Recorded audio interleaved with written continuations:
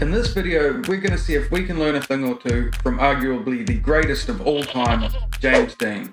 Now, I won't pretend that I'm good enough to pick up on all of the technical nuances of James's driving, but I do think that I've found a couple of valuable things that have really helped my sim drifting, and if I ever get my R33 off of jack stands, I guess we'll test out how well that translates to real life here on the channel. Now, the first thing that comes to mind when I think of James the Machine Deane is laser precision and robotic consistency. But to the best of my knowledge, he is actually a human, so where does this consistency come from?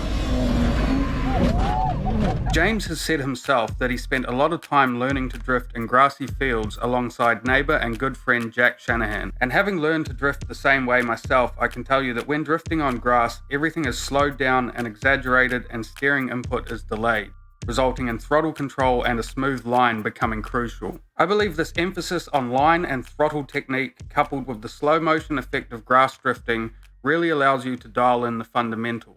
And it is the mastery of these fundamentals that lead to consistency. Have you ever noticed how James seems completely unfazed by anything that is thrown at him while he's behind the wheel?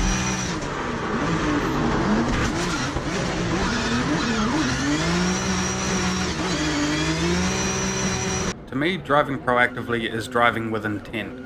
It's setting the car up before the fact. The best example I can give is being in the chase position mid-corner after a big decel. Your natural reaction is to wait for a visual cue that the lead car is back on the gas and then to follow suit. But unless you have a massive grip and power advantage, this generally leads to getting gapped.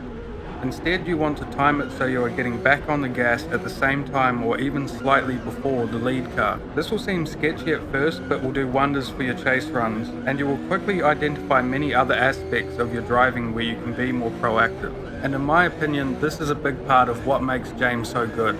There's no such thing as a lazy run with James. He's always on the ball and always driving proactively.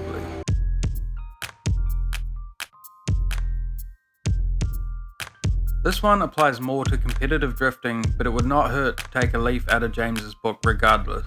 James never forgets to have fun, and I think this may have more to do with his success than we realize. So many battles are lost before they even begin due to mindset. Drifting is oddly expressive for a coming together of man and machine, and if you are having fun, it will show through in your driving.